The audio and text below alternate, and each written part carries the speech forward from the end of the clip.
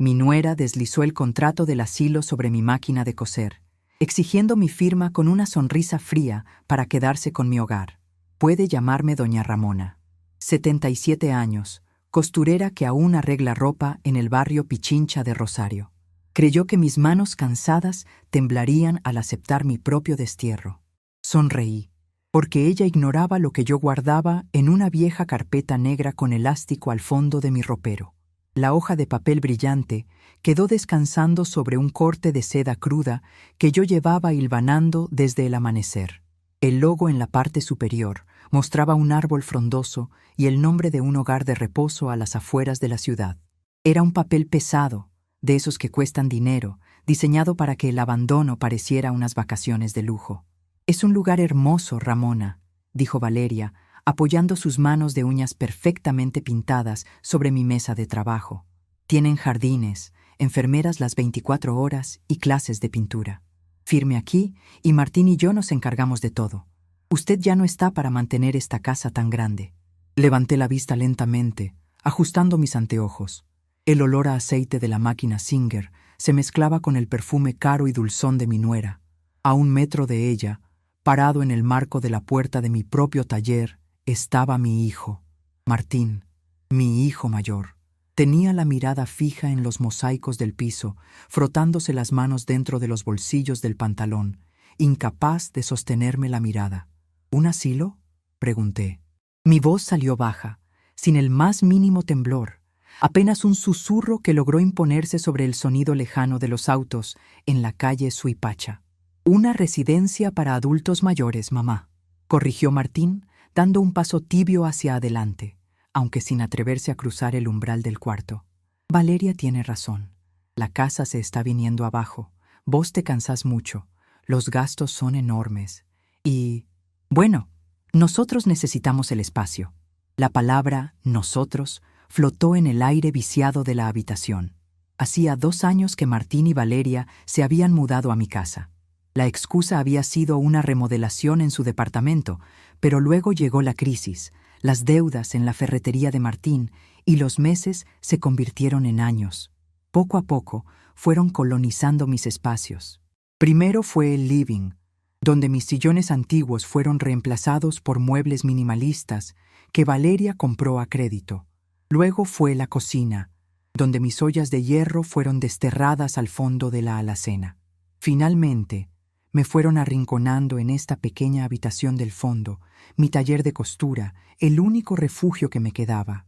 «¿El espacio para qué, exactamente?», pregunté, quitándome el dedal de plata que mi difunto esposo, Antonio, me había regalado al cumplir nuestros primeros 10 años de casados. Valeria se cruzó de brazos, impaciente. «Ramona, seamos realistas.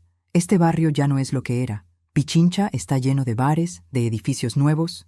Esta casa de techos altos y patio central es un desperdicio para una sola mujer mayor que se pasa el día arreglando dobladillos por unos pesos.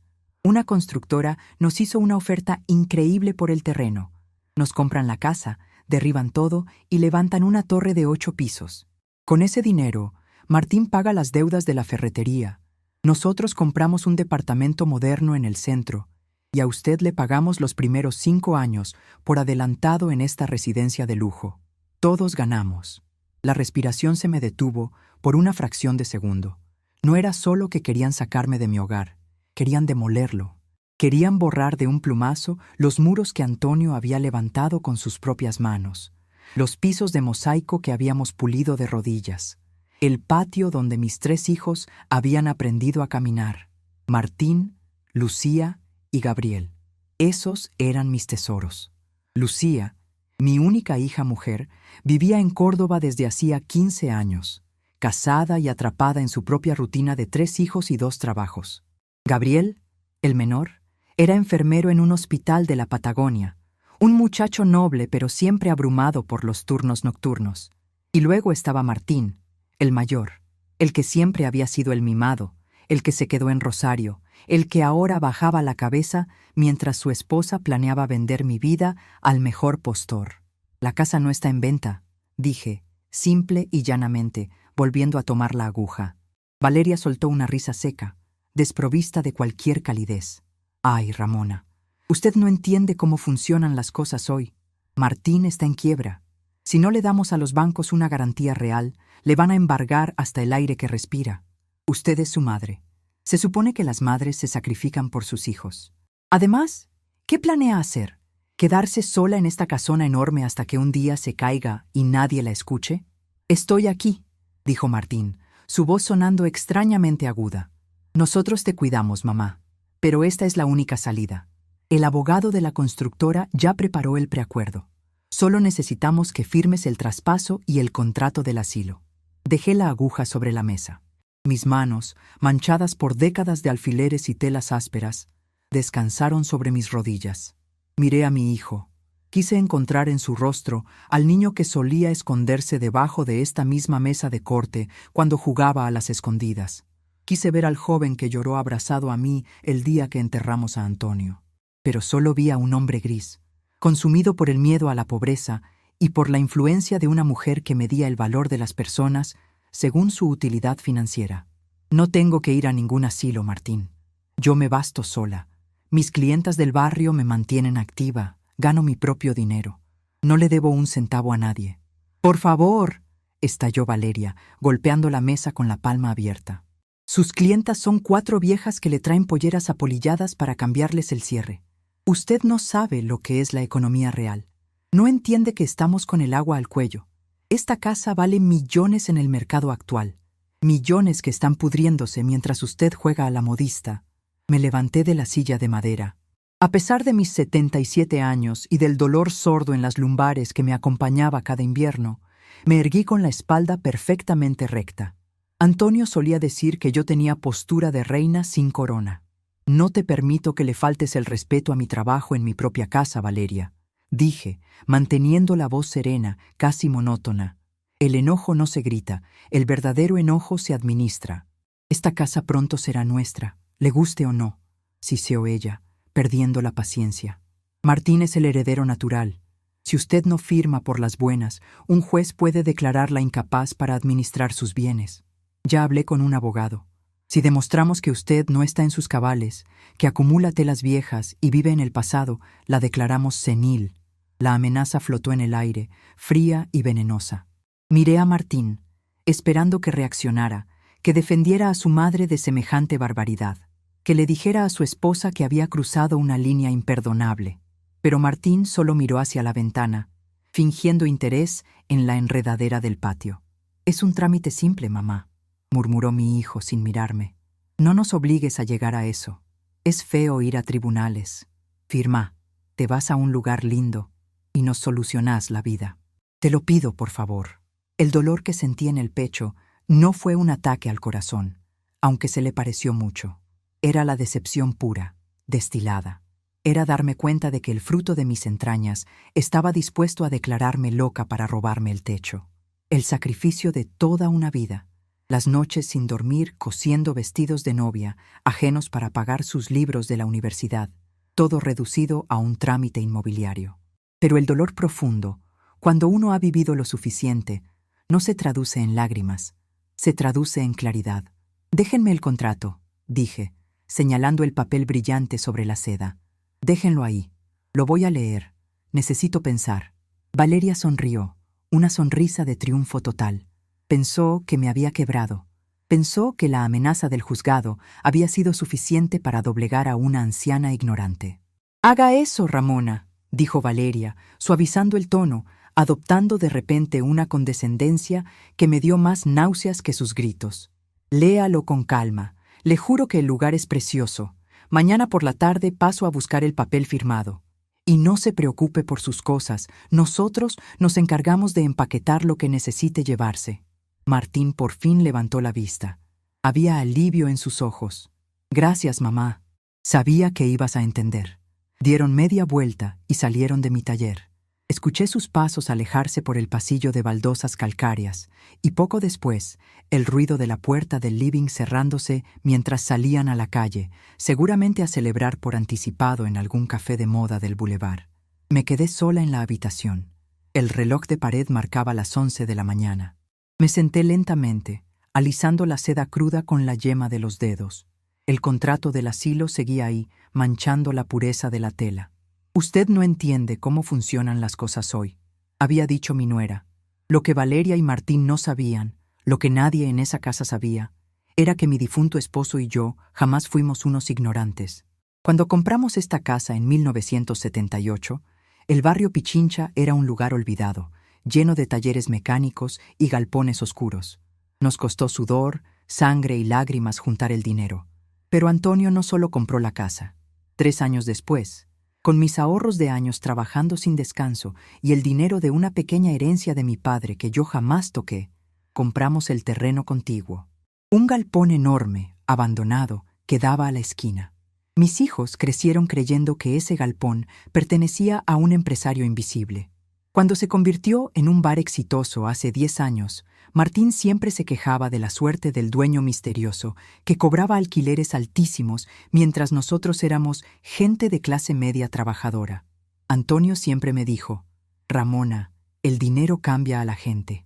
Guardemos el secreto de la esquina para nuestra vejez, como un seguro de vida. Si los chicos saben que hay plata fácil, perderán el hambre de trabajar. Tenía tanta razón. Pero Antonio había fallecido hacía 15 años, y el secreto había quedado sepultado conmigo en una carpeta negra con elástico.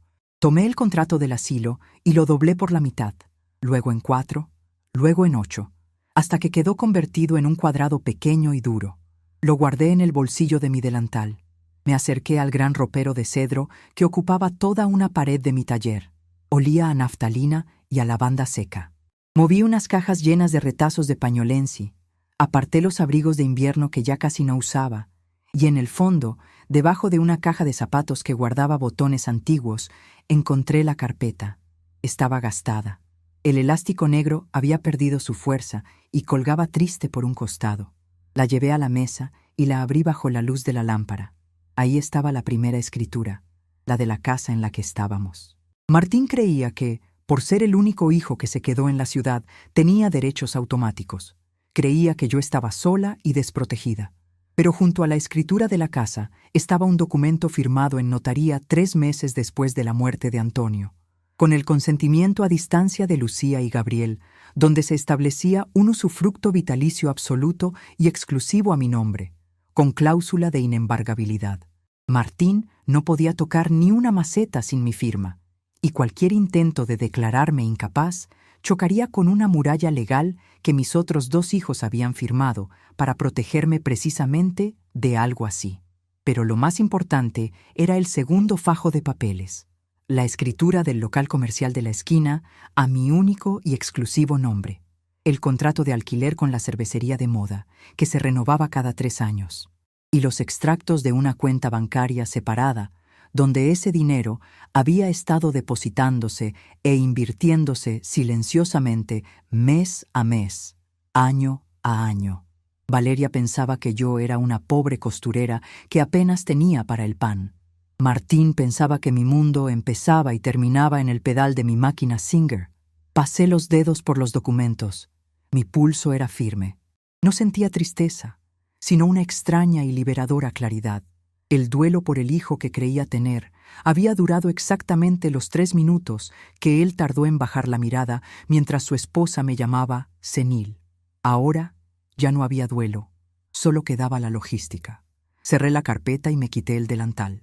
Me peiné frente al pequeño espejo de pie, recogiendo mi cabello blanco en un rodete impecable, asegurándolo con horquillas como si fueran pequeños escudos. Me puse mi saco de lana azul, tomé mi bolso de cuero gastado y guardé la carpeta negra dentro. Antes de salir del taller, desenchufé la máquina de coser. Era hora de dejar de arreglar los desastres ajenos. El aire de la mañana siguiente en Rosario era cortante, con ese frío húmedo que sube desde el río Paraná y se mete en los huesos. Salí de casa temprano, mucho antes de que Martín y Valeria despertaran. Caminé por la vereda de mi calle, esquivando las baldosas flojas que acumulaban agua de rocío. Al pasar por la esquina, miré el enorme bar que funcionaba en mi segundo terreno. A esa hora estaba cerrado, con sus grandes ventanales de vidrio repartido y mesas de madera rústica descansando. Los empleados barrían la vereda. Un cartel de neón apagado anunciaba cervezas artesanales. Ese lugar generaba mensualmente más dinero del que Martín había visto en 5 años con su ferretería endeudada. Y todo me pertenecía. Caminé unas cuadras hasta el Boulevard Oroño. El paseo central, flanqueado por inmensos árboles y casonas señoriales, estaba lleno de personas paseando perros y oficinistas apurados. Compré una docena de medialunas de manteca en una panadería de la calle Jujuy, un gesto que mantenía desde hacía décadas cuando iba a hacer visitas importantes. Tomé un taxi en la parada del bulevar. El chofer era un hombre mayor, amable, que escuchaba tango en una radio bajita. «A la calle San Lorenzo, por favor». Casi llegando a Corrientes, le indiqué con voz clara. Mientras el taxi avanzaba por el centro de la ciudad, miré por la ventanilla, recordando los años de esfuerzo. Recordé cuando mis rodillas sangraban de tanto fregar pisos ajenos antes de poder comprar mi propia máquina de coser. Recordé a Antonio trabajando doble turno en el aserradero, volviendo a casa con astillas clavadas en las manos y aserrín en el pelo, todo para asegurar el futuro de los nuestros.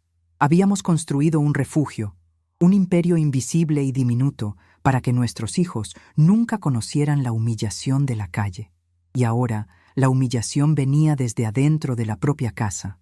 El taxi me dejó frente a un edificio de fachada antigua, impecablemente conservado, con una placa de bronce pulido en la entrada que leía: Escribanía del Valle. Empujé la pesada puerta de vidrio. El olor a papel viejo, cera de piso y café recién hecho me recibió como un abrazo conocido. La secretaria, una mujer joven de anteojos redondos, levantó la vista del monitor. «Buen día, señora. ¿Tiene turno?» «Buen día, señorita. No tengo turno, pero dígale al escribano Ernesto que doña Ramona está aquí y que traje las medialunas que le gustan». La joven parpadeó, confundida, pero algo en mi tono de voz debió convencerla de no discutir. Levantó el tubo del teléfono, marcó un interno y murmuró unas palabras.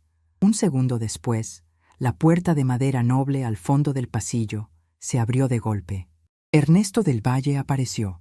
Tenía 80 años, el cabello completamente blanco y caminaba con la ayuda de un bastón de caoba, pero su mente era tan afilada como el día que redactó mi primera escritura hace más de 4 décadas.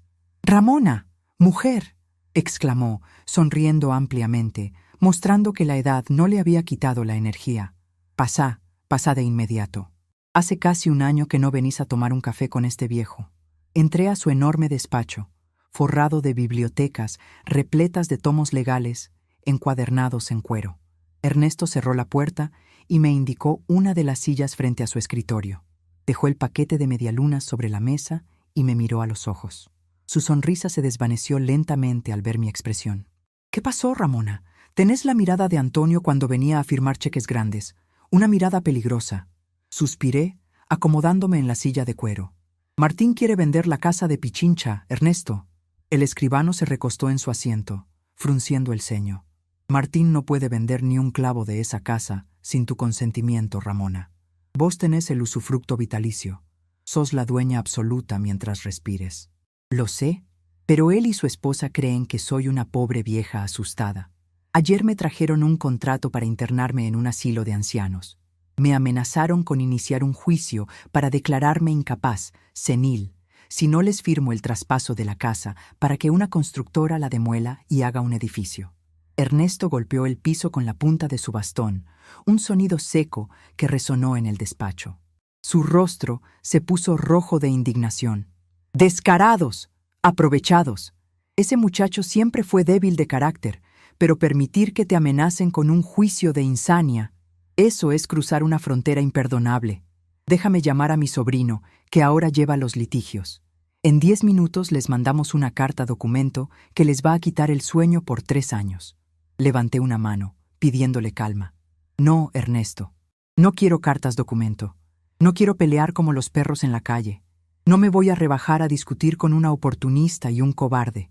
Yo quiero soluciones limpias, quirúrgicas». Abrí mi bolso y saqué la carpeta negra. La abrí sobre el escritorio del escribano, desplegando los documentos. «Quiero ejercer mi derecho, absoluto. Hacen 2 años que viven bajo mi techo sin pagar un centavo de gastos, luz o gas. Quiero que redactes una orden de desalojo inmediata. No para mí, para ellos. Tienen 30 días para vaciar mi casa y devolverme mis llaves. Ernesto miró los papeles y asintió lentamente, una pequeña sonrisa formándose en las comisuras de sus labios. Puedo hacer eso hoy mismo. Como titular del usufructo, estás en todo tu derecho de echarlos. Si se niegan, usamos la fuerza pública. No se van a negar, dije con frialdad, porque además quiero que prepares un poder especial. Voy a vender el local comercial de la esquina. Ernesto levantó las cejas, genuinamente sorprendido. ¿El bar? Pero Ramona, esa propiedad es una mina de oro. El barrio está en su mejor momento. El valor de esa esquina es incalculable hoy en día. ¿Por qué venderías el negocio que te da tanta tranquilidad? Porque es hora de repartir la torta en mis propios términos, no cuando yo esté bajo tierra y ellos se despedacen como cuervos, expliqué, señalando los extractos bancarios. Quiero liquidar esa propiedad. Con mi parte del dinero voy a refaccionar la casa entera para mí, a mi gusto, tirar los muebles modernos que compró Valeria y recuperar mi jardín. Y el resto del dinero quiero que se divida en 2 partes iguales. Una transferencia directa a la cuenta de mi hija Lucía en Córdoba, para que pueda pagar la universidad de sus chicos. Y otra transferencia para mi hijo Gabriel en el sur, para que pueda abrir la clínica ambulatoria con la que siempre soñó. Ernesto tomó nota con su pluma fuente dorada, los ojos brillando con comprensión. ¿Y para Martín? A Martín le voy a dejar exactamente lo que él quiso dejarme a mí, respondí, mi voz sin temblar. Nada. 0. Él ya tuvo su herencia viviendo de mis bolsillos estos 2 últimos años. Además, Valeria dijo que la casa de Pichincha es un desperdicio para una sola mujer mayor. Pues bien, voy a ser la mujer mayor más rica de mi cuadra, y ellos van a tener que salir a alquilar con el agua al cuello. El escribano asintió, su rostro adoptando la seriedad de un profesional que estaba a punto de desatar una tormenta perfecta. Esto va a llevar unos días, Ramona. Para vender el local rápido pero a buen precio, necesitamos contactar a la misma constructora que está comprando en la zona, o ofrecerle la propiedad directamente a los dueños de la cervecería. Yo me encargo de las negociaciones. Nadie sabrá que sos vos hasta el momento de las firmas finales. Pero en cuanto al desalojo, eso se los notifico el viernes de la semana que viene. Tenemos que preparar el terreno. Tengo tiempo, dije cerrando la carpeta. He cosido toda mi vida. Sé que para que una costura sea firme, primero hay que hilvanar con paciencia. Tomamos el café, charlamos sobre los viejos tiempos y cuando salí de la escribanía al mediodía, el sol ya había calentado las calles de Rosario. Me sentía 10 años más joven. El peso del dolor había sido reemplazado por la armadura de la determinación. Mientras esperaba el colectivo para volver a Pichincha, saqué mi teléfono celular, un aparato sencillo que solo usaba para lo básico, y marqué el número de mi hija Lucía. Atendió al tercer tono. De fondo se escuchaba el ruido de platos y voces infantiles. «¿Mamá? Hola. Qué raro que llames un martes a esta hora. ¿Pasó algo? ¿Estás bien de salud?» La preocupación genuina en su voz me hizo sonreír. «Estoy perfecta, mi amor. Solo quería escuchar tu voz». «Yo también, mami. Perdón que no te llamé el domingo. Estuvimos a las corridas. ¿Cómo andan las cosas por allá? ¿Martín y Valeria siguen pesados?» Dudé un segundo. Podía contarle todo. Podía decirle que su hermano me había ofrecido un cuarto en un asilo a cambio de mi dignidad. Pero sabía que Lucía dejaría todo y se vendría en el primer micro desde Córdoba a pelear. Y yo no quería peleas. Yo quería una ejecución silenciosa. «Todo está tranquilo, hija».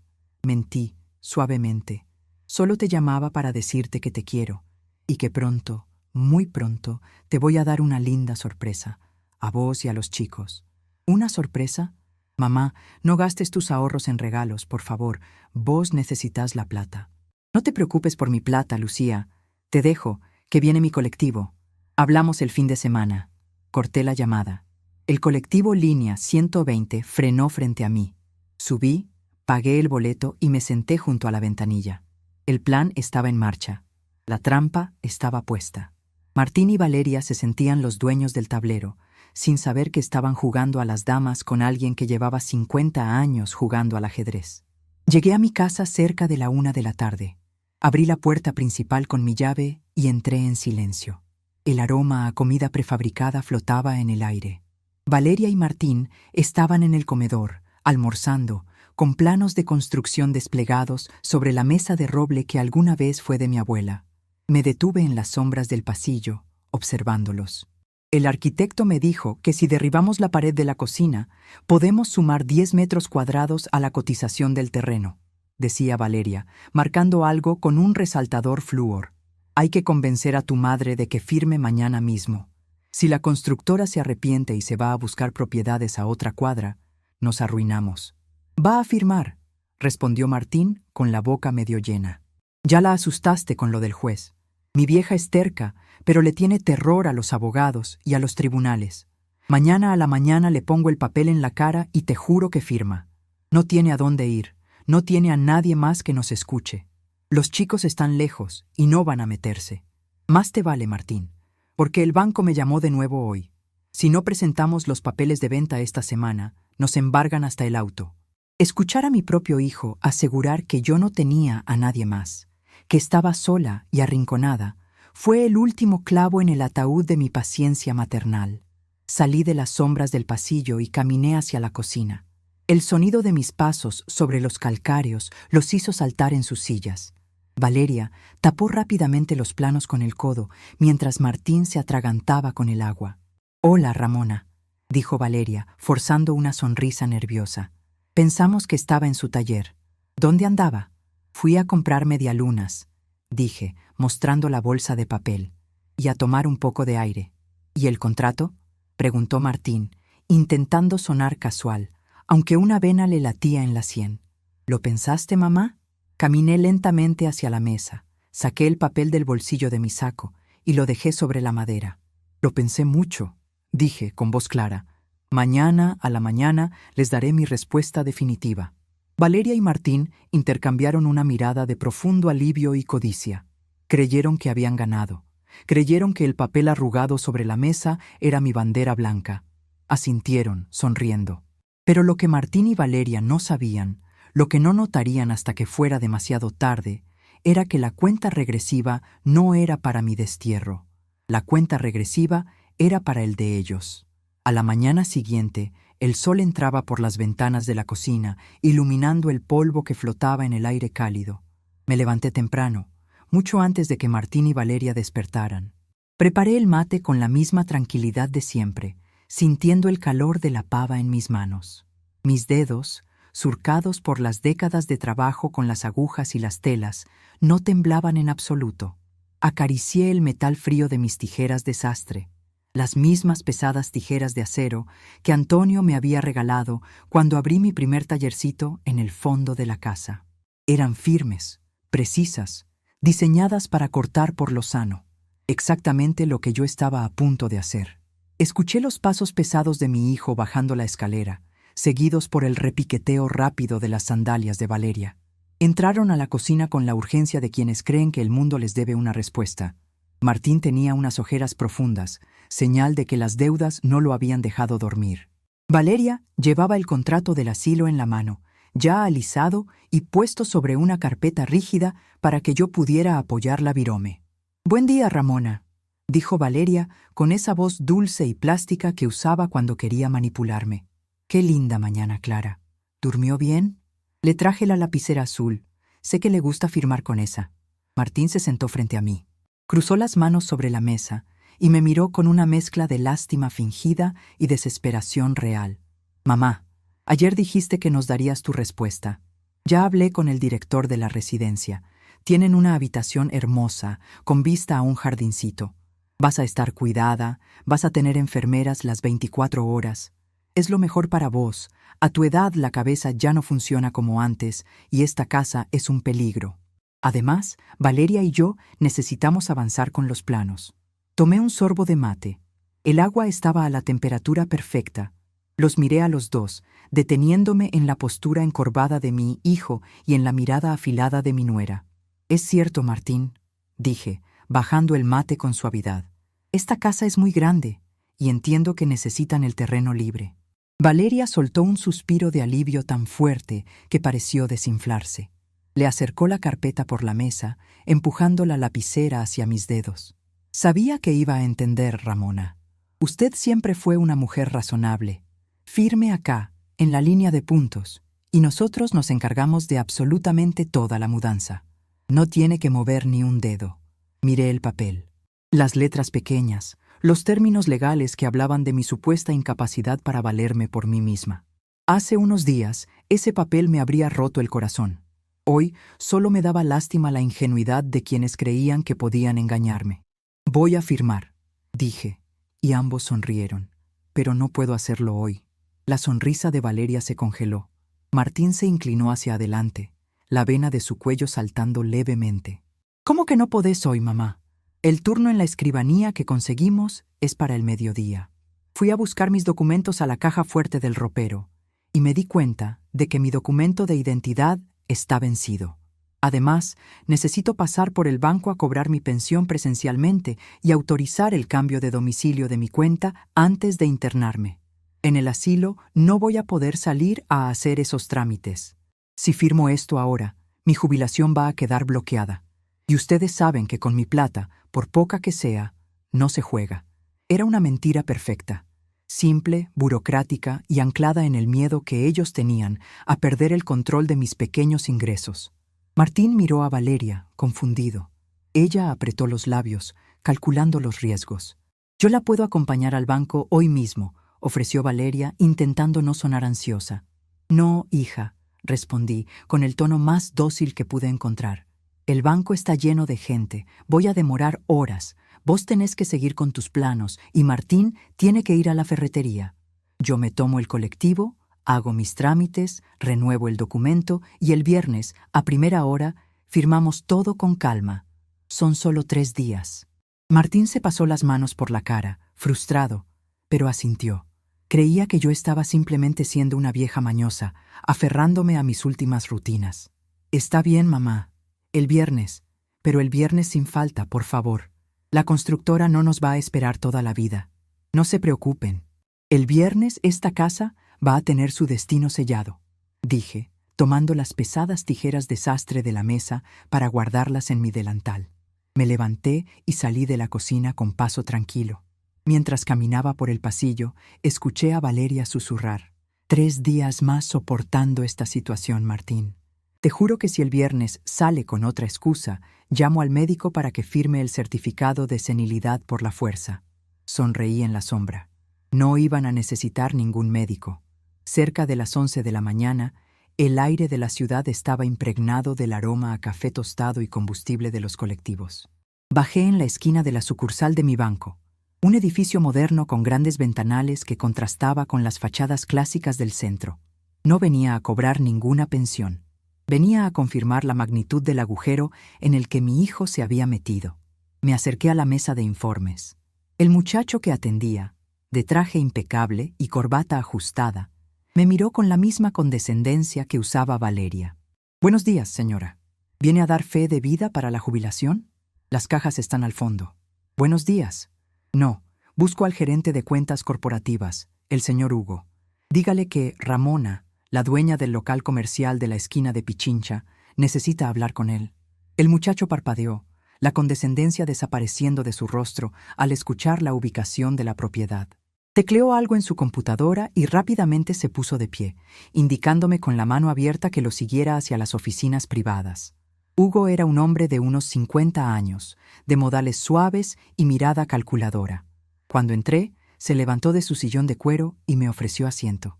«Doña Ramona, qué sorpresa verla por aquí. Siempre es un placer recibir a nuestros clientes históricos.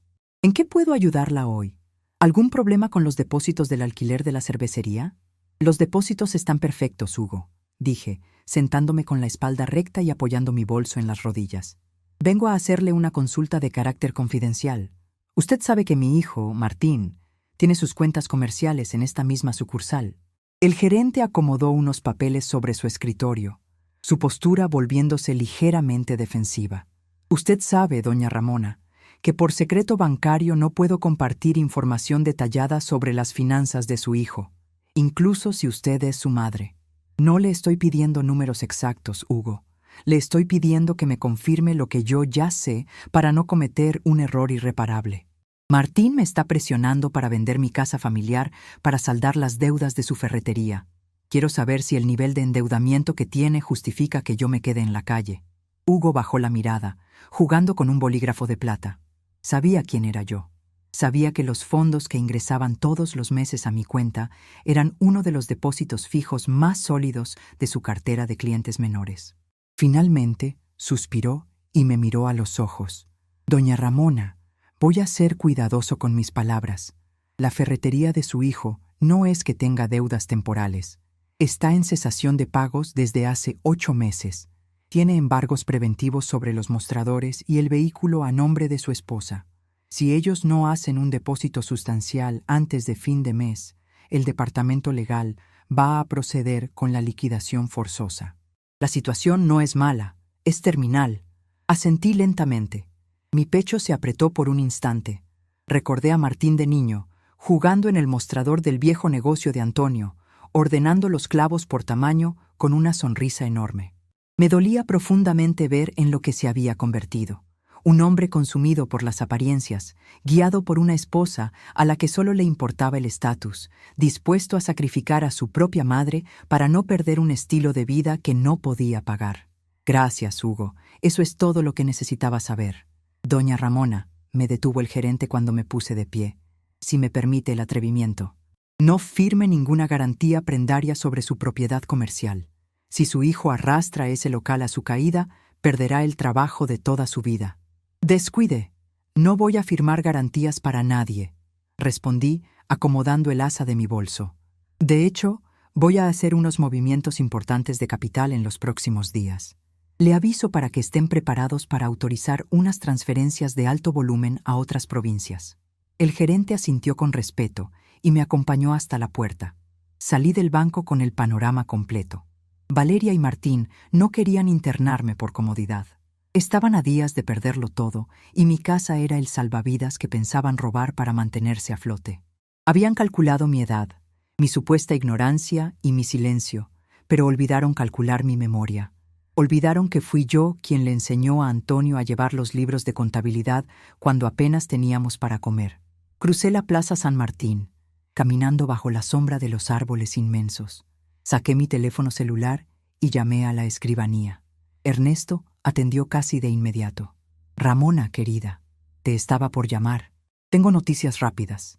Decime que son buenas, Ernesto. Mejores que buenas. Me comuniqué con los dueños de la cervecería que te alquilan el local. Cuando les dije que había intención de venta, casi se caen de la silla. Hace años que quieren comprar la esquina para evitar que otro inversor los desaloje al terminar el contrato de alquiler. Les mencioné una cifra por encima del valor de mercado para tantear el terreno. ¿Y qué dijeron? Aceptaron sin chistar, Ramona. Están dispuestos a hacer la transferencia en efectivo y de manera inmediata si firmamos mañana mismo. Quieren asegurar la propiedad antes de que corra la voz en el barrio. Sentí una brisa fresca en el rostro. El universo estaba alineando las piezas en el tablero con una precisión milimétrica. Perfecto. Prepara los boletos de compraventa. Voy mañana a tu despacho al mediodía. Hay algo más, Ramona. El documento para el desalojo de Martín y Valeria ya está redactado. Lo tengo acá, firmado y sellado. Tiene carácter de intimación perentoria. En el momento en que se los entreguen, tienen 30 días corridos para sacar sus cosas. Si no, la policía los asiste amablemente a la vereda. ¿Cuándo querés que mande al notificador? Miré hacia la calle, observando el tráfico fluido de la ciudad. Pensé en Valeria marcando mis paredes con resaltador. Pensé en Martín, diciendo que no tenía a nadie más que a ellos. Mándalo el viernes a la mañana, Ernesto. Que llegue a la casa a las 10 en punto. Yo voy a estar cosiendo en la sala. Quiero verles las caras cuando lean el papel. Como usted mande, patrona. Nos vemos mañana para la firma del local. Corté la llamada y me senté en un banco de madera de la plaza. Observé a las palomas caminar buscando migajas. Así estaban ellos, buscando las migajas de mi vida para salvar la suya. El jueves transcurrió en una tensa calma dentro de la casa. Valeria había traído a un arquitecto a medir el jardín. Caminaban por el pasto que yo misma había plantado hace 30 años, señalando dónde iría la nueva piscina de la futura construcción, pisando mis rosales con total impunidad. Yo los miraba desde la ventana de la cocina, picando cebolla para el tuco. No dije una palabra, no levanté la voz. Mi silencio los envalentonaba. Esa higuera hay que sacarla de raíz. decía Valeria señalando el árbol donde Lucía y Gabriel solían trepar de chicos. Ensucia mucho el patio y resta metros útiles. Cierto, señora, respondía el arquitecto, tomando notas en su tableta. La demolición de toda esta parte trasera llevaría una semana. ¿Los dueños actuales ya tienen claro el proceso de vaciado? La dueña es mi suegra, pero el viernes se muda a una residencia para adultos mayores, dijo Valeria, acomodándose el cabello con falsa pena. Ya no está en condiciones de mantener esto. La mente, sabe, le está fallando. Nosotros, como buenos hijos, estamos asumiendo la carga de renovar el patrimonio. Apreté el mango del cuchillo con suavidad y seguí picando la cebolla. Al mediodía, salí de casa con la excusa de ir a la farmacia a buscar mis remedios para la presión. En lugar de eso, tomé un taxi directo a la escribanía. El despacho de Ernesto estaba preparado. Del otro lado de la mesa de caoba estaban los dos dueños de la cervecería, unos muchachos jóvenes, de barbas prolijas y ropas modernas, que me miraron con sorpresa cuando entré. Seguramente esperaban a una empresaria de traje, no a una mujer mayor con zapatos de taco bajo y un bolso de cuero gastado. «Señores», dijo Ernesto, oficiando de anfitrión, «les presento a la señora Ramona, la titular y única propietaria de la esquina». Los muchachos se pusieron de pie de inmediato, mostrando respeto. Nos dimos la mano. La reunión fue directa y sin adornos. Leyeron los contratos, verificaron los montos, y en menos de 40 minutos mi firma estaba plasmada en todas las hojas. El local de la esquina, el fruto de tanto sacrificio de Antonio, ya no era mío. A cambio, los comprobantes de las transferencias bancarias descansaban en mi carpeta negra. «Ha sido un placer hacer negocios con usted, señora Ramona», dijo uno de los dueños, guardando su copia del contrato. «Si alguna vez quiere ir a cenar al bar, tiene mesa reservada de por vida a cuenta de la casa. Se lo agradezco, muchacho. Cuiden la esquina. Es un buen lugar. Tiene buena estrella», les dije con una sonrisa sincera. Cuando los compradores se retiraron, me quedé a solas con Ernesto. Él me pasó los comprobantes finales. «Ya está hecho, Ramona. El dinero ya está fragmentado y depositado. Tu parte en tu cuenta personal privada, la cual Martín no tiene forma de tocar ni ver. La parte de Lucía acaba de ingresar a su cuenta en Córdoba. Y la de Gabriel ya está en el sur. Gracias, Ernesto. No te imaginas el peso que me quitaste de encima». El viejo escribano me miró con una expresión indescifrable, una mezcla de orgullo y melancolía. «Mañana a las 10, Marcos, mi notificador oficial, estará tocando el timbre de tu casa. Lleva el sobre cerrado con la orden de desalojo. Asegúrate de estar sentada, Ramona. Las explosiones siempre generan esquirlas».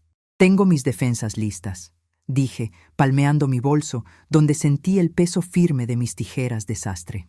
Esa noche, de vuelta en la casa, cenamos en un silencio espeso. Valeria servía la comida con movimientos rápidos, ansiosa. Martín evitaba mirarme a los ojos.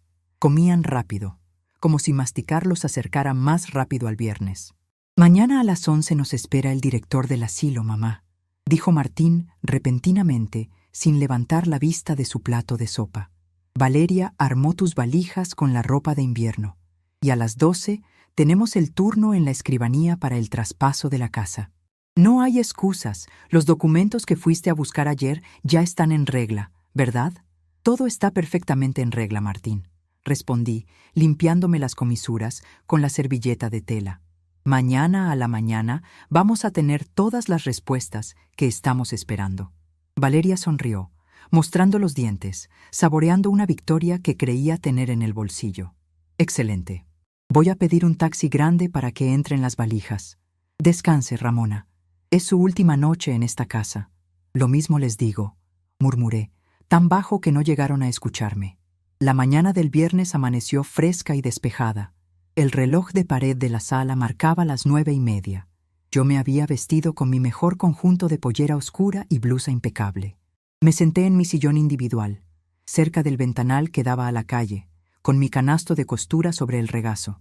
Saqué un retazo de tela gruesa y comencé a hacer puntadas lentas, precisas, usando mi aguja y acomodando el hilo. A mi lado, sobre la mesita, descansaban las tijeras de sastre de Antonio. El ambiente en la casa era eléctrico. Valeria caminaba de un lado a otro con el teléfono celular en la mano, hablando en voz alta con sus amigas. Sí, Gordy, ya empezamos hoy. Mañana vienen los albañiles a tirar la pared del fondo. Todo concepto abierto, con una isla de mármol negro en la cocina. El patio lo hacemos todo nuevo. No, ella ya se va al mediodía a la residencia. Una tranquilidad total. Martín bajó las escaleras con un portafolio de cuero, vestido con un saco deportivo que le quedaba ajustado. Se sirvió un café y miró su reloj de pulsera. 10:45. Mamá, ¿ya estás lista? El taxi llega en media hora. Estoy cosiendo, hijo, dije, sin levantar la vista de la tela. Me falta terminar este dobladillo. Mamá, por el amor de Dios, deja las agujas. En el asilo vas a tener todo el día para coser trapos. Tenemos que salir. Continué deslizando el hilo por la tela. 1, 2, 3 puntos. Respiré profundo. A las 10 en punto, el timbre de la calle sonó. Su estridencia cortó la tensión de la sala como un cuchillo. Valeria frenó su caminata y guardó el teléfono en el bolsillo. Debe ser el arquitecto. Le dije que viniera a buscar la copia de la llave para los obreros de mañana, dijo ella, caminando rápido hacia la puerta principal. Martín se acercó al pasillo, frotándose las manos. Yo no dejé de coser. Escuché la puerta abrirse. La voz de Valeria sonó primero, dulce y preparada para recibir a su empleado. Hola, buen día, pasá. Buenos días. Busco al señor Martín y a la señora Valeria, dijo una voz masculina, profesional y seca. Era Marcos, el notificador de Ernesto. Soy yo. ¿Quién lo busca?, preguntó Martín, asomándose. Vengo del estudio jurídico del escribano Ernesto del Valle. Traigo una notificación legal que requiere firma de recepción por parte de los residentes de este domicilio. Escuché el crujido del papel. Hubo un silencio de unos 5 segundos, seguido por el sonido de un bolígrafo rayando el papel del acuse de recibo. La puerta se cerró. Martín y Valeria regresaron a la sala. Martín traía un sobre de papel madera grueso, con membrete legal, sellado en rojo. Lo miraba con el ceño fruncido. ¿Qué es esto?, murmuró Valeria, acercándose a él. ¿Es del banco? ¿Nos adelantaron el embargo? No. Dice que es de la escribanía del Valle. El viejo Ernesto, el abogado de mi papá. Martín rompió el sello de papel y sacó el fajo de hojas blancas grapadas. Yo seguía cosiendo, pero mis ojos se posaron en ellos. Observé cada movimiento, cada cambio en sus expresiones. Martín empezó a leer la primera página. Al principio, su rostro mostraba confusión. Luego, sus ojos se abrieron desmesuradamente, recorriendo las líneas a una velocidad frenética. Su boca se entreabrió. El color desapareció de sus mejillas, dejándolo con una palidez enfermiza. Sus manos empezaron a temblar tanto que el papel crujía ruidosamente en el aire silencioso de la sala. ¿Qué dice?, exigió Valeria, tirando del brazo de Martín. Habla, Martín. Esto es un error. Es un chiste de mal gusto, dijo Martín con la voz ahogada. Negaba con la cabeza, incapaz de procesar las palabras que tenía frente a sus ojos. Valeria le arrancó las hojas de las manos. Sus ojos escudriñaron el texto. El impacto en ella fue distinto. No hubo negación, hubo un colapso físico inmediato. Sus rodillas parecieron perder fuerza y tuvo que apoyarse en el respaldo del sofá. Intimación perentoria de desalojo, leyó Valeria en un susurro agudo y quebrado. Por mandato de la usufructuaria legal, pérdida de derechos de permanencia. 30 días para desocupar la propiedad bajo apercibimiento de uso de la fuerza pública. El silencio que siguió fue absoluto. Solo se escuchaba el leve roce de mi aguja contra la tela de algodón. Martín giró la cabeza lentamente hacia mí. Me miró como si estuviera viendo a un fantasma, o peor, a un depredador que había estado escondido a plena vista. «Mamá», comenzó a decir, acercándose un paso, con las manos abiertas en señal de súplica e incredulidad. «Mamá, ¿qué es esta locura? ¿Vos le pediste a Ernesto que escribiera esto?» Dejé la costura sobre mis piernas. Tomé las pesadas tijeras de sastre. Abrí y cerré las hojas de acero con un sonido metálico y definitivo. ¡Clac! No es una locura, Martín. Es una orden legal. Y sí, yo la solicité. Valeria reaccionó como un animal arrinconado. Su rostro, antes pálido, se tornó rojo de furia. Avanzó hacia mí con pasos torpes, apuntándome con el dedo índice. «Usted está completamente desquiciada», exclamó con voz aguda, perdiendo toda la compostura refinada que solía fingir. «No puede echarnos a la calle.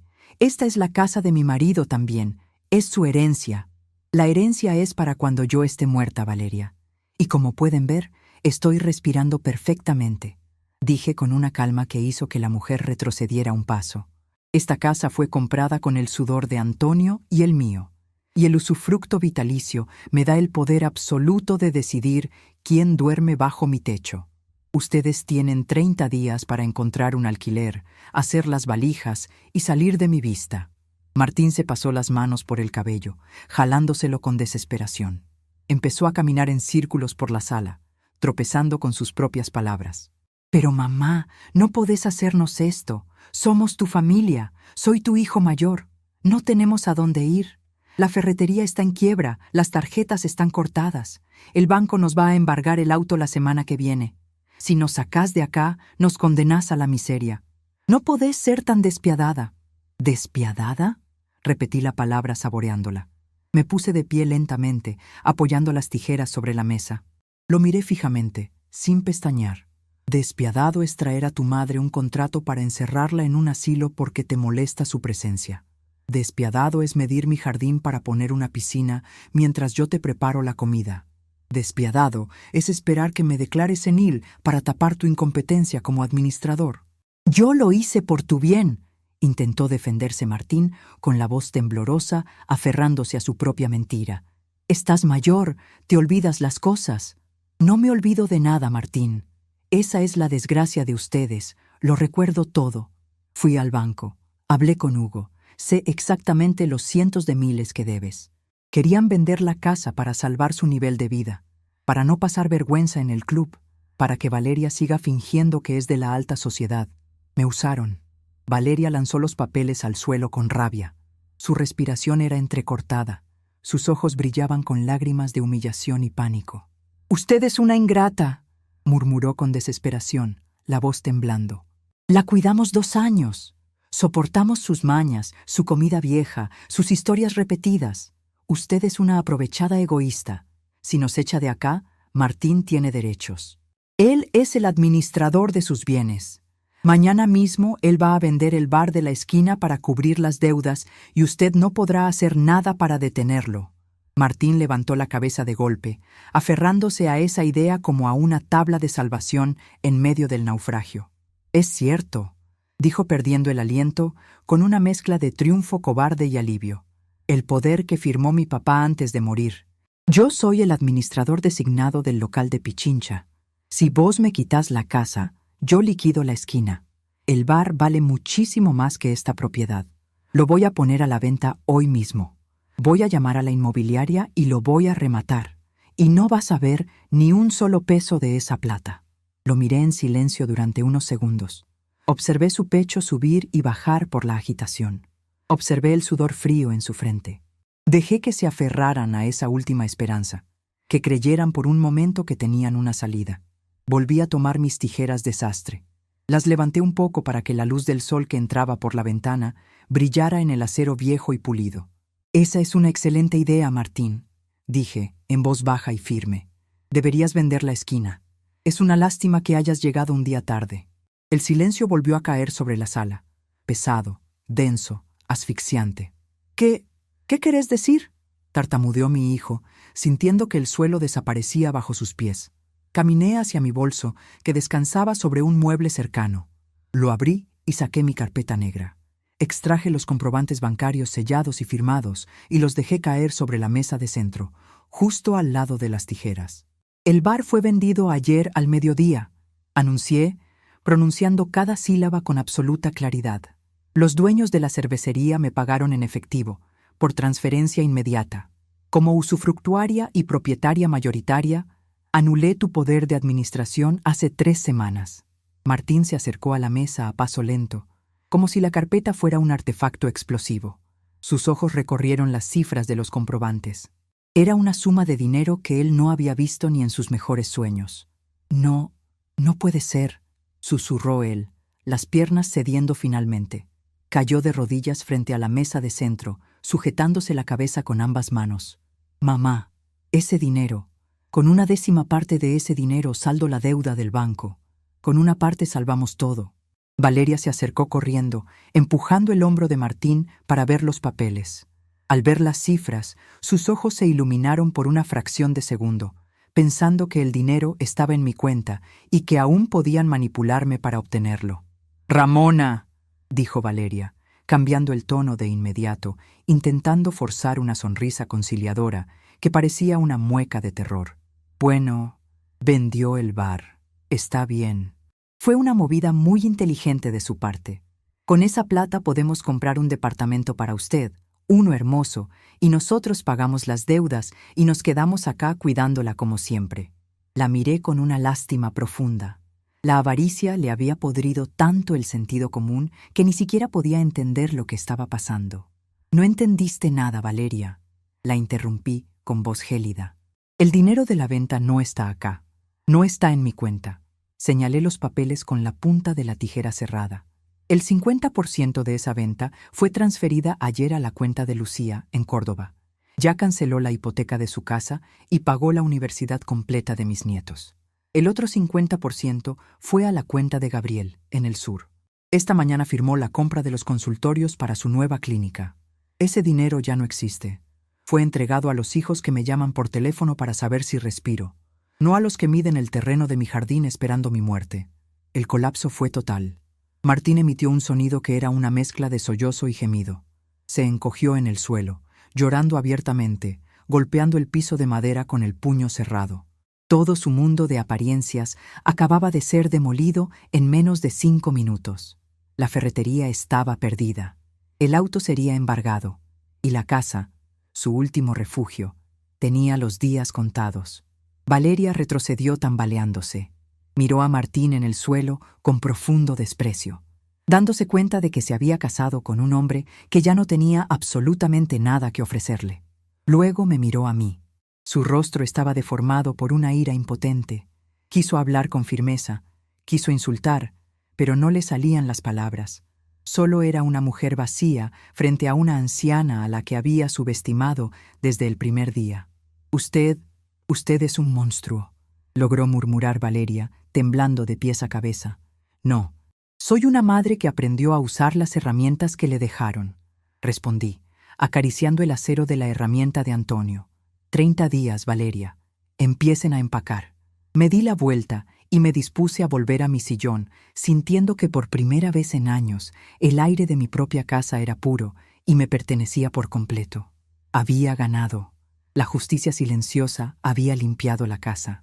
Pero lo que Martín no sabía, lo que Valeria no podía prever mientras lloraba su ruina financiera en medio de la sala, era que el destino les tenía preparada una humillación final que no vendría de mis manos, sino de las consecuencias de sus propios engaños. El timbre de la calle volvió a sonar. El timbre sonó por tercera vez, más insistente, como un martillo golpeando el último clavo de su ataúd de mentiras. El sonido metálico rebotó en las paredes de la sala, pero ninguno de los dos se movió. Martín seguía de rodillas, con la mirada vacía, contemplando los comprobantes bancarios que demostraban su ruina absoluta. Valeria, aferrada al respaldo del sofá, respiraba con dificultad, como si el aire de repente se hubiera vuelto demasiado pesado para sus pulmones. Fui yo quien caminó por el pasillo. Mis pasos eran tranquilos, pausados, despojados de la urgencia que solía tener cuando ellos me exigían que abriera la puerta para recibir sus paquetes de compras.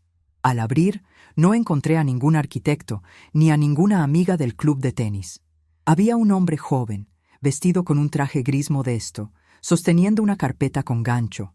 Detrás de él, estacionada a un lado de la acera, con las luces amarillas parpadeando rítmicamente, había una enorme grúa de remolque.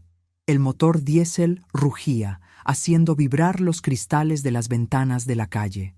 «Buenos días. ¿Domicilio del señor Martín?», preguntó el hombre del traje, ajustándose los lentes. «Sí, aquí es», respondí con voz serena. «Pase, por favor. Lo están esperando en la sala». El hombre asintió y dio 2 pasos hacia el interior del pasillo. Martín levantó la cabeza lentamente al escuchar la voz desconocida.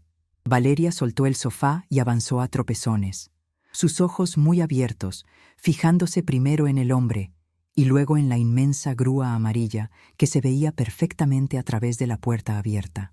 «¿Quién es usted?», exigió Valeria, con un hilo de voz. «¿Qué hace ese camión en la puerta de mi casa?». «Buenos días, señora. Soy representante legal de la entidad financiera», dijo el hombre, abriendo su carpeta sin mostrar un ápice de emoción. «Traigo una orden de secuestro prendario sobre el vehículo Audi, patente registrada a nombre de la señora Valeria.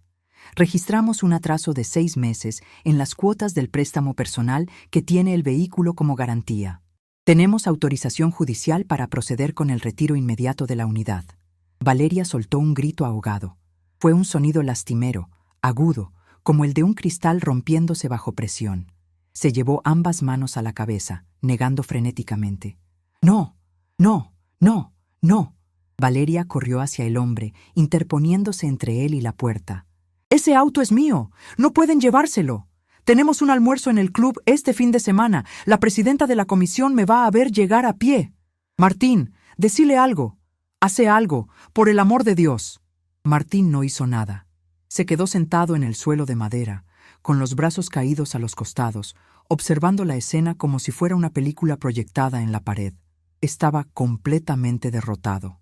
Su mente ya no podía procesar una humillación más. «Señora, le pido que se haga a un lado», dijo el representante, manteniendo su tono profesional e implacable. «Si opone resistencia, tendré que llamar a la fuerza pública. Solo necesito las llaves para facilitar la maniobra y no dañar la transmisión. Si no me las entregan, el operario usará los rodillos forzados». Valeria se giró hacia mí. Sus ojos estaban inyectados en sangre. Su maquillaje perfecto ahora estaba corrido por las lágrimas de pura desesperación social. «Páguelo», me rogó, acercándose con las manos juntas, temblando de pies a cabeza. «Ramona, por favor. Usted tiene plata escondida, yo lo sé. Pague la cuota, salve el auto. Se lo suplico, no me haga pasar esta vergüenza delante de todo el barrio». La miré fijamente. Mis manos descansaban sobre mi delantal de costura. Estaban firmes, seguras, sin el menor rastro del temblor que solía atormentarme meses atrás cuando ellos me gritaban. «Yo no tengo deudas, Valeria», le respondí en voz baja y clara. «Y no pago las deudas de quienes intentaron robarme mi propia vida. Entrégale las llaves al señor». El llanto de Valeria se convirtió en un sollozo ahogado. Se dio la vuelta, caminó hasta la pequeña mesa del recibidor, tomó las llaves con el llavero de cuero importado y se las arrojó al pecho del representante del banco. Luego salió corriendo hacia el patio trasero, incapaz de presenciar el espectáculo. Me quedé en la puerta mientras el hombre le entregaba las llaves al operario de la grúa. El ruido metálico de las cadenas y los ganchos ajustándose bajo el chasis del auto de lujo resonó en toda la cuadra. Vi cómo las cortinas de la casa de enfrente se movían. Doña Dora, mi vecina de toda la vida, había salido a barrer la vereda justo en ese momento, deteniéndose para observar cada detalle con los ojos muy abiertos. El auto fue elevado lentamente. El símbolo de estatus por el que Martín había sacrificado su dignidad y mi tranquilidad estaba siendo arrastrado por la calle, alejándose hasta desaparecer en la esquina. Cerré la puerta. El silencio que inundó la casa no era tenso ni doloroso. Era un silencio limpio, el primer aliento de paz en 2 años. Pero lo que Martín no entendió esa mañana fue que el verdadero peso de su fracaso no caería de golpe, sino día a día, caja por caja, durante las siguientes semanas. Los 30 días de plazo que dictaba la notificación de desalojo se convirtieron en un funeral silencioso y prolongado. La dinámica de la casa cambió de manera drástica. Ellos ya no usaban la sala principal. Ya no encendían el inmenso televisor de pantalla plana, ni dejaban sus abrigos tirados en los sillones para que yo los recogiera. Se movían como sombras, arrastrando los pies. Valeria dejó de arreglarse. Ya no había visitas del club, ni llamadas a los gritos, organizando cenas elegantes. La realidad financiera los había golpeado con tal fuerza que la farsa social se desintegró por completo. Recuperé mi territorio de forma natural. Volví a encender el horno por las mañanas. El aroma a pan casero y a guiso de lentejas volvió a impregnar las paredes. reemplazando el olor a comida plástica de los costosos servicios de entrega que ellos solían pedir. Yo cocinaba para mí, a mi ritmo, y si ellos querían comer, debían servirse en silencio. Nunca les negué un plato de comida, porque una madre no mata de hambre, pero tampoco les serví la mesa. Esos días de servidumbre habían terminado para siempre. El último día del mes, un viernes por la tarde, un camión de mudanzas se detuvo frente a mi puerta. No era uno de esos transportes corporativos de marca reconocida. Era un camión viejo, con la pintura descascarada y el motor ruidoso. Observé desde la ventana de la cocina cómo dos hombres de aspecto cansado subían las cajas de cartón. El contraste era poético y triste a la vez. Lámparas de diseño europeo, trajes de seda y zapatos carísimos, todo embutido en cajas de bananas recicladas del mercado central. Valeria fue la primera en salir. Llevaba un abrigo oscuro y gafas de sol enormes, a pesar de que el día estaba nublado. Quería esconderse de las miradas de los vecinos. Caminó por el pasillo de entrada sin girar la cabeza hacia la cocina. No hubo un adiós, no hubo un reproche. El orgullo que le quedaba solo le alcanzaba para mantener la boca cerrada y escapar de la casa donde había sido derrotada por una anciana con unas tijeras de sastre. Martín, en cambio, se detuvo en el umbral de la puerta principal. Llevaba una caja pequeña entre las manos. Estaba pálido, más delgado, con ojeras profundas que le sumaban 10 años al rostro. Dejó la caja en el suelo y caminó lentamente hacia la cocina. Me encontró secando un plato de cerámica con un paño de algodón. Mis manos se movían con ritmo, ignorando su presencia, hasta que él decidió hablar. «El camión ya está cargado», dijo Martín con la voz rasposa. «Conseguimos un departamento pequeño, un alquiler temporal a las afueras. Con lo poco que me quedó de liquidar la ferretería, pagué el depósito. Seguí secando el plato. No respondí. Dejé la cerámica en la alacena y tomé una taza. «Mamá», su voz se quebró ligeramente. «¿Cómo llegamos a esto? Éramos una familia. Yo era tu hijo, el que siempre estaba acá. ¿En qué momento se rompió todo?» Me giré para mirarlo. Sus ojos buscaban desesperadamente una absolución, una palabra dulce que le quitara el peso aplastante de la culpa. Quería que yo le dijera que todo iba a estar bien, que solo era una mala racha. Quería a la madre incondicional que lo perdonara todo. «Todo se rompió el día que dejaste de verme como a tu madre y empezaste a verme como a un estorbo que ocupaba demasiado espacio», le respondí, con un tono firme, pero sin rencor. Ya no había enojo en mí, solo claridad. «Yo siempre estuve acá, Martín. Fuiste vos el que empezó a caminar de espaldas a tu familia para perseguir una vida de mentiras». Martín agachó la cabeza. Las lágrimas silenciosas comenzaron a caer por su rostro, perdiéndose en el cuello de su camisa arrugada. «Perdón», susurró con un hilo de voz. «Te pido perdón, mamá». Dejé el paño sobre la mesada de mármol. Me acerqué a él, acortando la distancia. Levanté mi mano derecha. Ya no temblaba. Apoyé la palma suavemente sobre su mejilla fría. Él cerró los ojos, apoyándose en mi tacto por un segundo infinito. «El perdón es gratis, Martín», dije suavemente. «Te perdono, pero la confianza cuesta una vida entera construirla, y se gasta en un solo día. Anda, construí tu vida desde cero, con tus propias manos, como hicimos tu padre y yo. Quizás, cuando aprendas lo que cuestan las cosas, podamos volver a tomar un café en esta mesa». Retiré mi mano. Él abrió los ojos.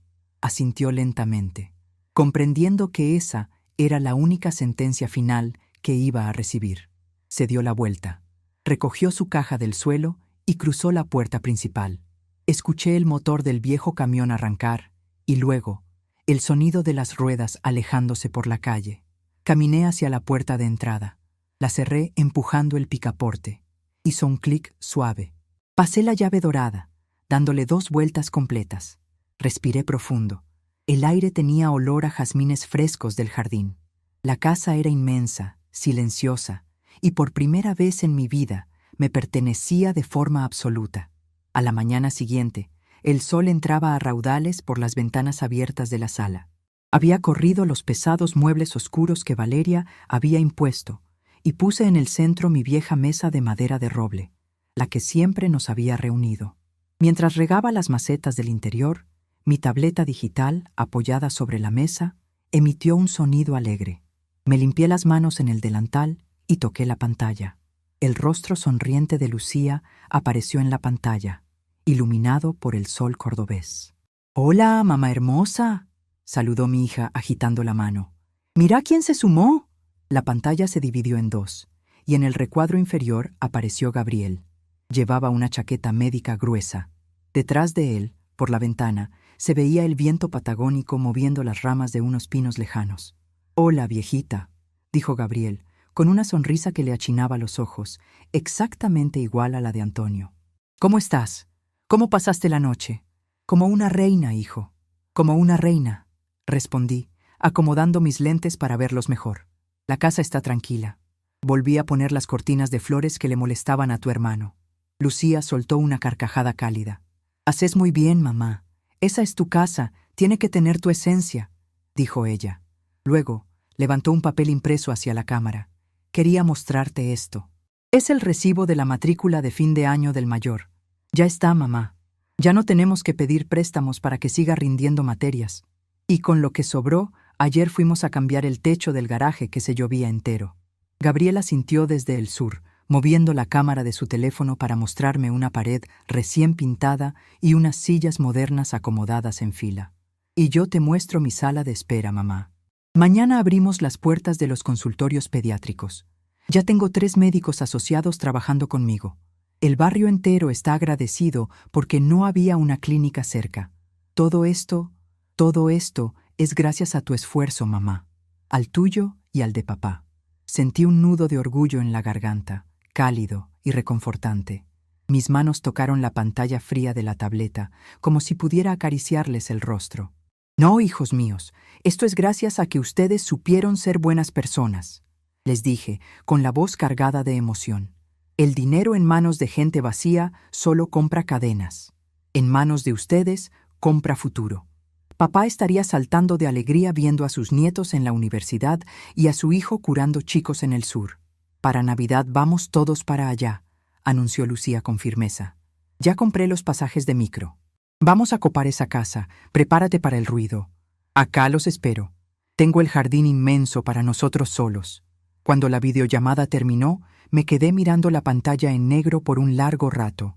La satisfacción llenaba cada rincón de mi pecho. La justicia que había ejecutado en silencio no solo me había salvado a mí de terminar mis días olvidada en una habitación de asilo, sino que había regado las semillas correctas que Antonio y yo habíamos plantado años atrás. Pero la tranquilidad de la casa, aunque hermosa, empezó a sentirse demasiado grande. Yo tenía 77 años, mis manos estaban más fuertes que nunca, y mi mente estaba tan afilada como las herramientas de mi oficio. No iba a pasar el resto de mis días simplemente viendo televisión y regando las plantas. Si algo había aprendido de esta humillación superada, era que el conocimiento y la paciencia son pruebas poderosas, y había demasiada gente afuera que no sabía cómo defenderse. 6 meses después, la transformación de la casa era completa, y lo que alguna vez fue el salón de las apariencias de Valeria, ahora tenía un propósito real. La inmensa sala de estar, donde antes se exhibían jarrones de cristal que nadie podía tocar y alfombras blancas que no se podían pisar, ahora albergaba 4 grandes mesas de trabajo de madera rústica. Sobre ellas descansaban máquinas de coser, rollos de tela colorida, tizas, cintas métricas y cajas repletas de carretes de hilo. Había abierto las puertas de mi casa para las mujeres del barrio. Hablé con el centro comunitario de la parroquia y ofrecí enseñar el oficio de la costura y la sastrería tradicional a las chicas jóvenes que necesitaban una herramienta para ganarse la vida. No les cobraba un solo centavo. Solo exigía puntualidad, respeto y ganas de aprender. Esa tarde de martes, el ruido rítmico de los pedales de las máquinas llenaba el ambiente con una música constante y productiva. El olor a tela de algodón nueva y a café recién hecho flotaba en el aire cálido. Caminé entre las mesas, observando el trabajo de mis alumnas. Me detuve detrás de Camila. Era una chica de 22 años, madre soltera de una niña pequeña que en ese momento dormía la siesta en el sofá de mi antigua sala de lectura. Camila tenía las manos curtidas por limpiar casas ajenas, pero tenía una determinación en la mirada que me recordaba a mí misma cuando era joven. Camila estaba peleando con un trozo de tela gruesa. Intentaba hacer un dobladillo, pero el hilo se había enredado, formando un nudo tenso y desprolijo que fruncía toda la prenda. Frustrada, tironeó del hilo, a punto de romper la tela. «Despacio, Camila. La fuerza bruta nunca arregla un mal trabajo», dije en voz baja, poniendo mi mano derecha sobre la suya para detenerla. Ella levantó la vista, suspirando. «No me sale, doña Ramona. Se me cruzó el hilo abajo y ahora está todo arruinado. Si confronto más, rompo la campera, y si lo dejo así, queda horrible. Ya no sirve». Le sonreí con comprensión. Caminé hasta mi mesa principal. Tomé mis pesadas tijeras de sastre, las mismas que Antonio me había regalado, las mismas que habían reposado sobre la mesa de centro el día que recuperé mi libertad. Volví al lado de Camila y se las entregué. El acero brillaba, impecable y afilado. «Tomá», le indiqué. Sentí el peso de la herramienta. Camila tomó las tijeras con respeto. Cuando un hilo se pudre por dentro, o se enreda de una forma que empieza a lastimar la tela, no podés salvarlo tironeando, Camila, y tampoco podés taparlo cosiéndole arriba, porque el bulto siempre se va a notar. La única solución, aunque duela y aunque parezca que perdés el tiempo, es cortar lo que no sirve. Señalé el nudo apretado. Usá la punta, con precisión, sin miedo. Cortá el hilo podrido, sácalo de raíz y volvé a empezar con un hilo nuevo. La prenda va a quedar perfecta y nadie se va a dar cuenta de que alguna vez hubo un nudo ahí. Camila asintió, comprendiendo mucho más que una simple lección de costura. Suspiró profundamente, apoyó la tela sobre la mesa, abrió las gruesas hojas de acero y con un movimiento firme y seguro hizo un corte limpio. ¡Clac! El nudo cedió de inmediato. La tela gruesa volvió a estirarse, lisa y perfecta, lista para una nueva oportunidad. «Así se hace, mi hija», le dije, dándole una suave palmada en el hombro. «Ahora, enhebrá la aguja de nuevo. Tenés toda la tarde para dejarlo bien». Me alejé de la mesa de Camila y caminé hacia el ventanal de la sala. El sol comenzaba a bajar, tiñendo el cielo de un tono anaranjado profundo. A través del cristal, vi mi jardín. El pasto estaba verde. Los rosales que Antonio había plantado estaban llenos de pimpollos nuevos. No había ninguna piscina excavada, no había arquitectos midiendo mi terreno, no había murmullos de traición en los pasillos. Observé mis manos reflejadas levemente en el cristal de la ventana. Eran las manos de una mujer que había trabajado toda su vida, manos con manchas por los años y cicatrices por las agujas, pero eran manos libres. Habían dejado de temblar el día que comprendí que la dignidad no es algo que los demás te otorgan por respeto a tus canas. La dignidad es algo que se exige, que se protege y, cuando es necesario, se defiende con inteligencia. Había enfrentado a la arrogancia, a la humillación y al desprecio de mi propia sangre. Me habían subestimado por estar callada, por ser mayor, por servirles la comida. Creyeron que mi silencio era debilidad y que mi paciencia era ignorancia. Pero olvidaron que quien sabe dar la última puntada para cerrar un abrigo, también sabe dónde dar el corte exacto para soltar un peso muerto. Me di la vuelta para mirar mi sala llena de vida. Camila reía por lo bajo con otra de las chicas. El sonido de las máquinas marcaba el pulso de una casa que había renacido. Sobre mi mesa de trabajo, bajo la luz cálida de la lámpara, descansaban mis tijeras cerradas, esperando el próximo día de trabajo, brillando con la promesa de que nunca más permitiría que alguien intentara deshilar mi vida. Sonreí, respirando el aire puro de mi propio hogar. Soy Ramona, tengo 77 años, y esta es mi casa.